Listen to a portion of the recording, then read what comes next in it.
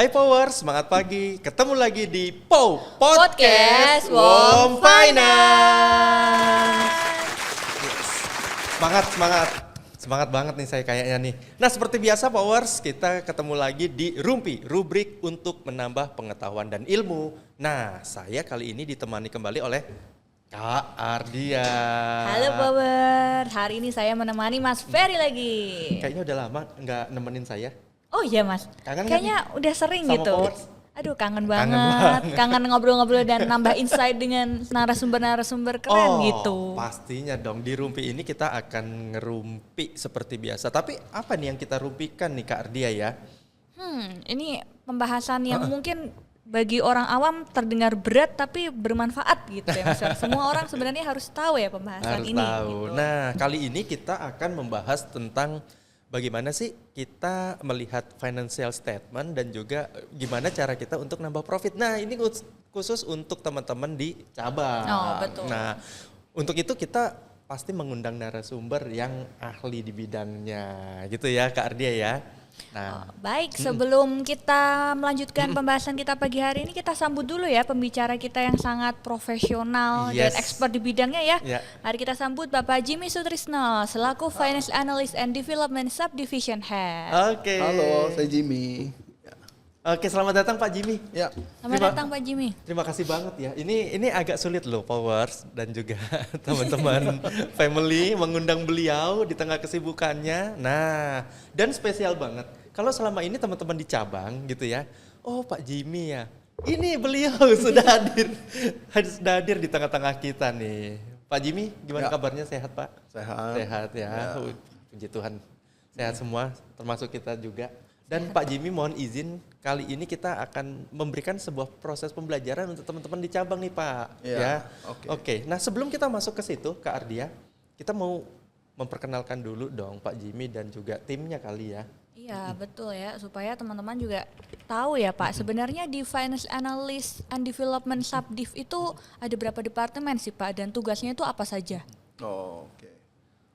Jadi kalau di tim saya itu ada 3 departemen, satu finance development, satu finance analyst, Oke. dan satu lagi tax. Oh. Nah, tim saya itu 1 dev head, 5 section head, dan 6 staff. Wow. Ya, Banyak juga ya? banyak ya. Harus banyak ya, soalnya berat ya.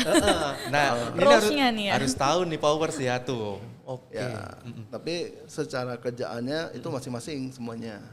Jadi kalau finance analyst, nah itu yang membuat FS. Jadi membuat laporan keuangan itu di mereka.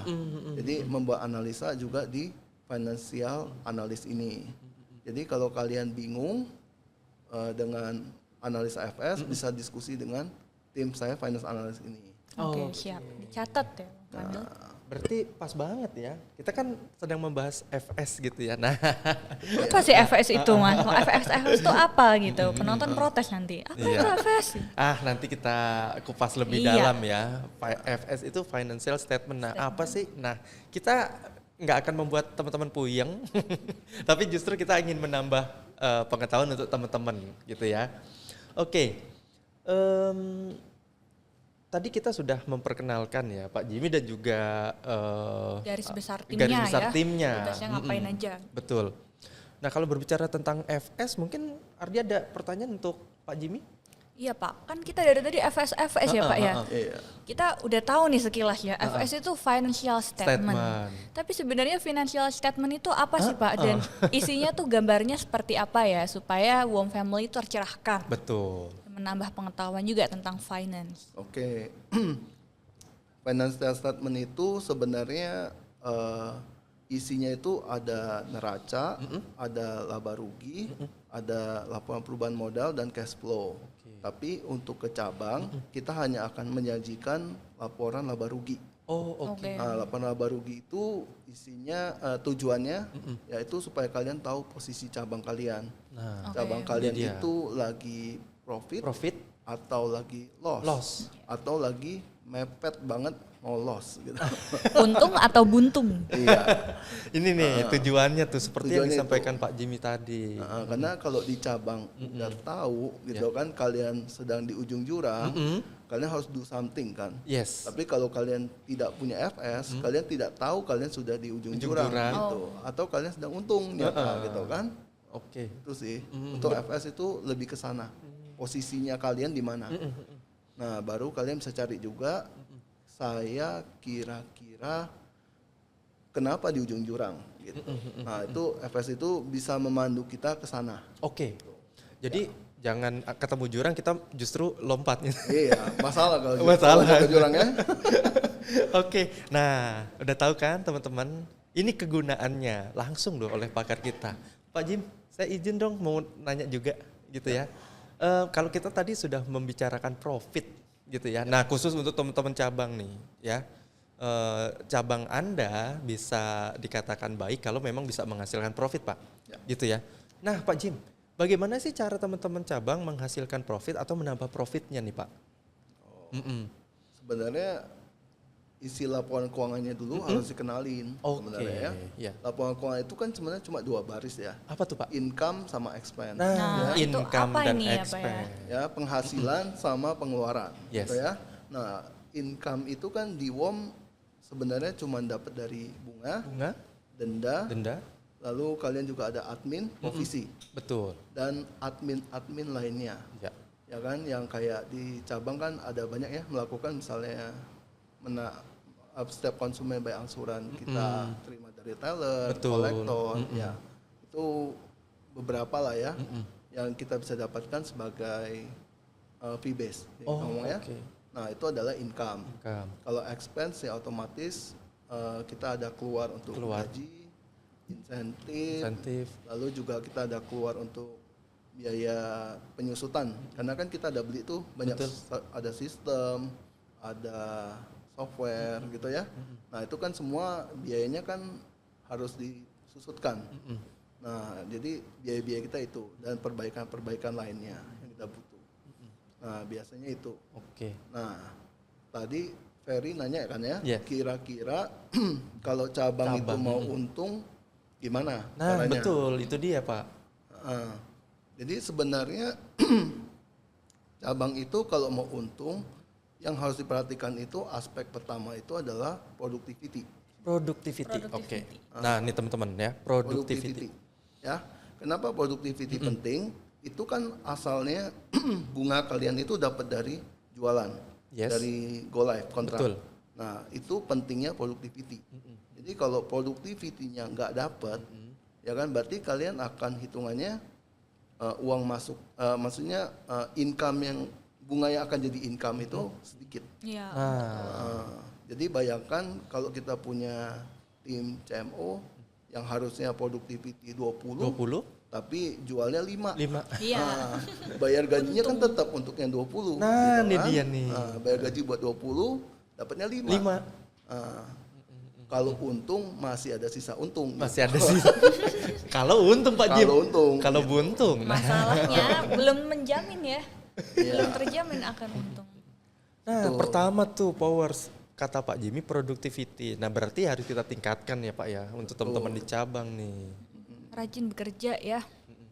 Jangan malas-malas nih Bang Febri. Dong. Sebenarnya productivity itu kalian manfaatkan waktu dengan baik sebetulnya. Iya. Karena kan HC kita sebenarnya sangat baik.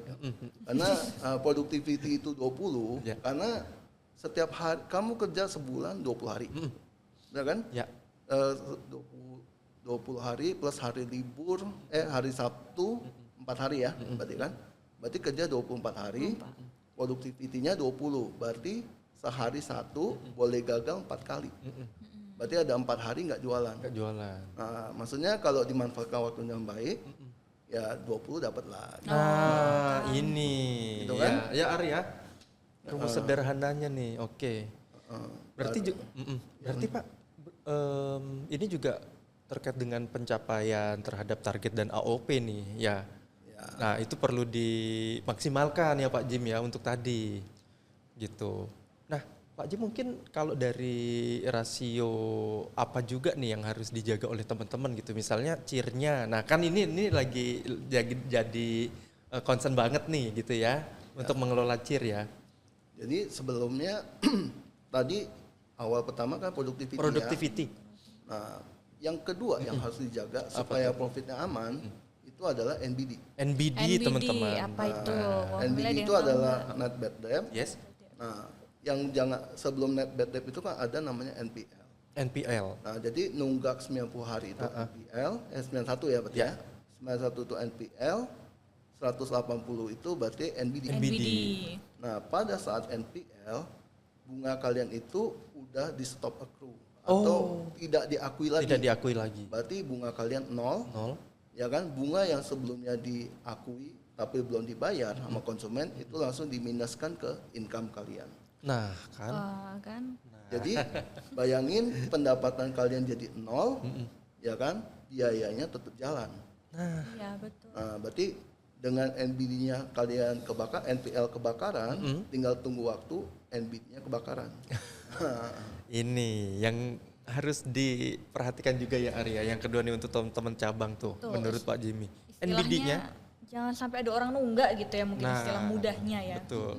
NBD, NPL itu harus dijaga benar-benar ya Pak Jim ya. Salah satu KPI terbesar kita ya itu NBD dan NPL.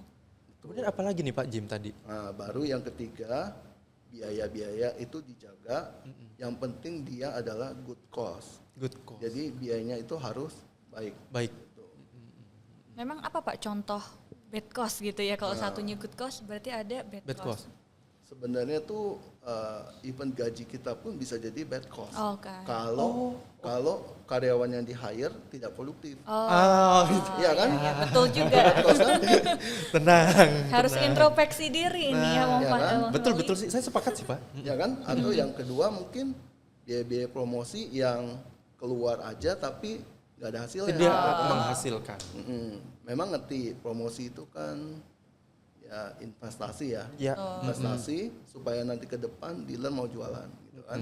Tapi coba dilihat dengan baik lah, apakah dia itu perlu atau enggak. Nah, ROI-nya nggak jelas gitu.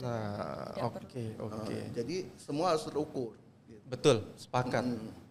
Nah, biaya-biaya yang tidak terukur itulah yang biasa kita bilang bad cost. Bad cost sama good cost ya. Untuk kamu tanyain Ar. Jadi belajar ya. Iya, ya karena itu semua pengeluaran itu butuh perencanaan ya Mas Ferry ya. Betul. Return of investment-nya harus diperhatikan gitu, nggak bisa sembarangan. Saya udah lama nggak dengar kata-kata itu. Karena ada Pak Jimmy jadi terbuka semua jadi belajar gitu ya. kita, belajar lagi. Kemudian ada lagi Pak, Nah, faktor-faktor lainnya.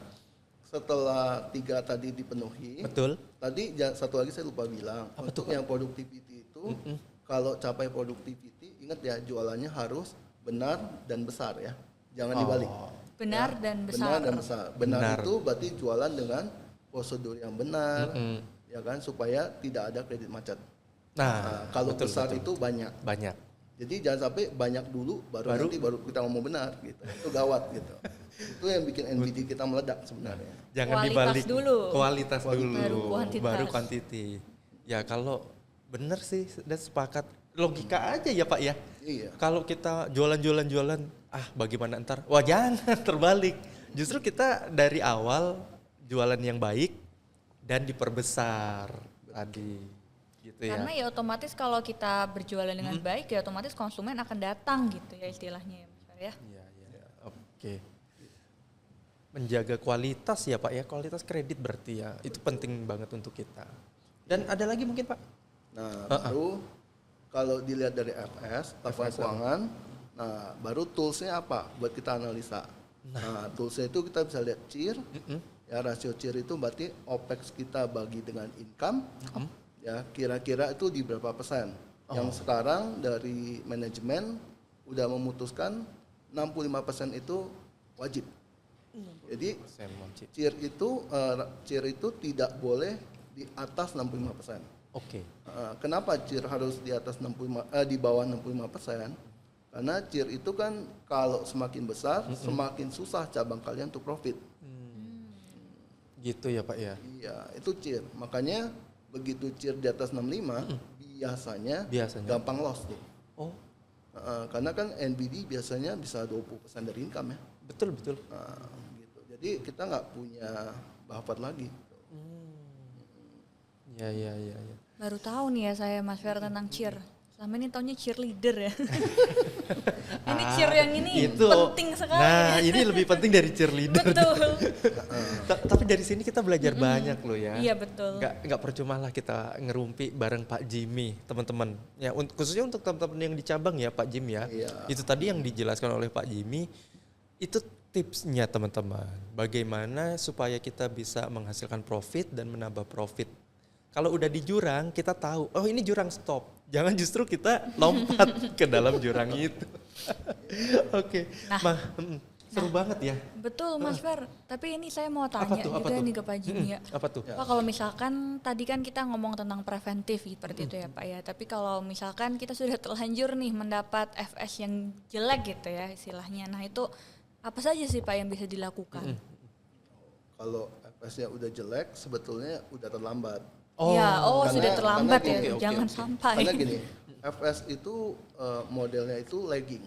Lagging itu artinya gini, jadi kamu jualan sekarang ya, jualan dengan bunga 35%.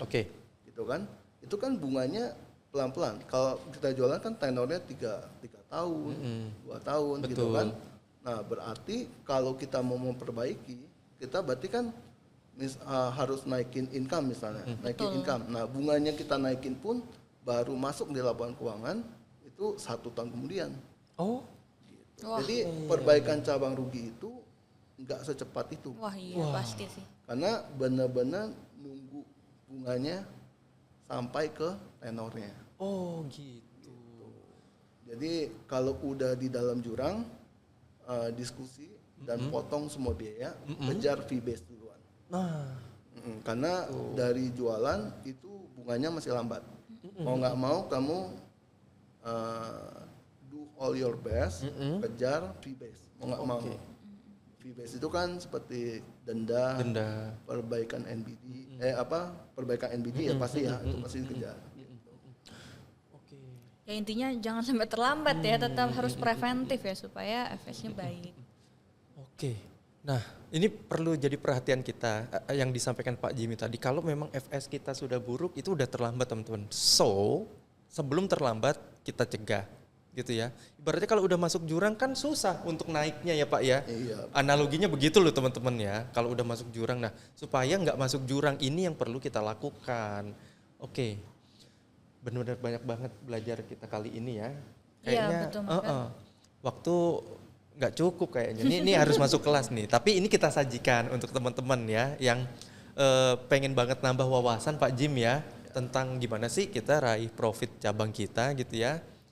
Ya inilah rumpi kita pada kesempatan kali ini ya Ardia ya dan Pak Jimmy. Betul. Dan jangan hanya didengarkan ya Pak Wasya, jangan hanya untuk menambah ilmu tapi juga diaplikasikan. Nah itu yang penting. Mungkin tidak hanya bagi orang cabang, tapi untuk semuanya yang pasti tetap pertahankan produktivitas seperti itu ya. Dan Mas Ferry.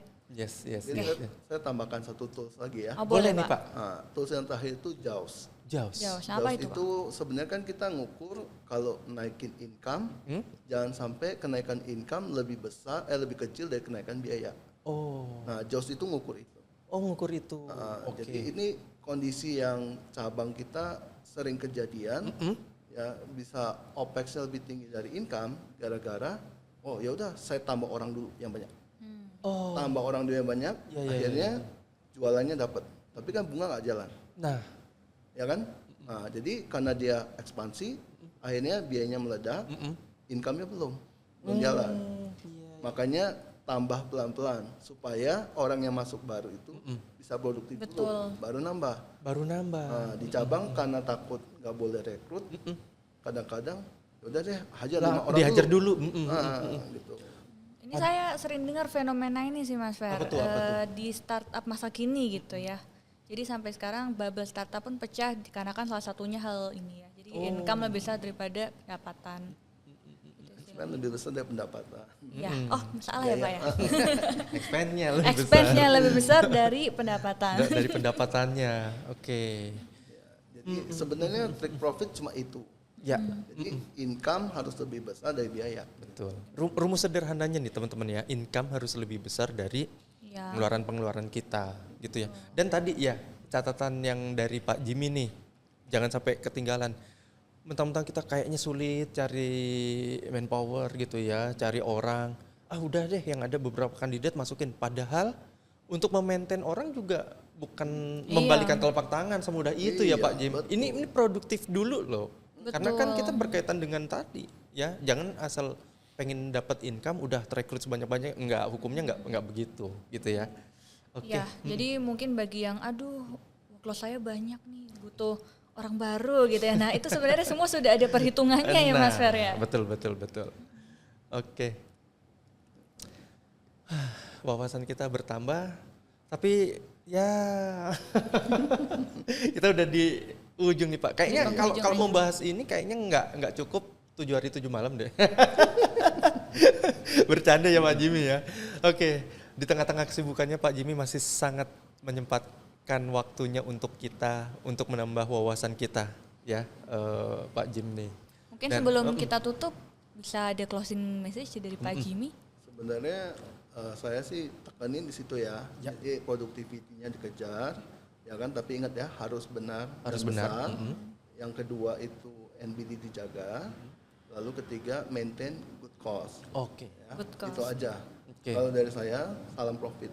Oh, Salam profit. Ya, oke. Itu yang harus kita perbesar. Pak Jim, thank you banget atas kesempatannya kita bisa belajar banyak untuk cabang bisa gimana sih tips dan triknya menambah profit seperti yang disampaikan Pak Jimmy tadi, dan ini satu pembelajaran juga saya, Ardia dan kita semua nih Pak. Oh ternyata ini toh triknya langsung dari Pak Jimmy yang menyampaikan gitu ya. Oke, sekali lagi kami ucapkan, Terima saya dan kasih. Ardia mengucapkan terima kasih pada Pak Jimmy yang sudah mau membagi ilmu yang sangat bermanfaat untuk kita. Boleh aplaus dulu untuk Pak Jimmy. Oke, nah demikian teman-teman Powers dan juga Warm Family untuk Rumpi pada episode kali ini. Yuk kita tingkatkan profit cabang kita, dan ingat di financial statement ya, di pernyataan keuangan atau report keuangan itu apa sih yang perlu menjadi perhatian kita ya. Dan semoga kita bisa ngerumpi lagi di episode yang akan datang. See you guys next episode di Rumpi, rubrik untuk menambah pengetahuan dan ilmu. Bye bye. Bye bye. Salam profit. Salam Ya. profit. Salam profit.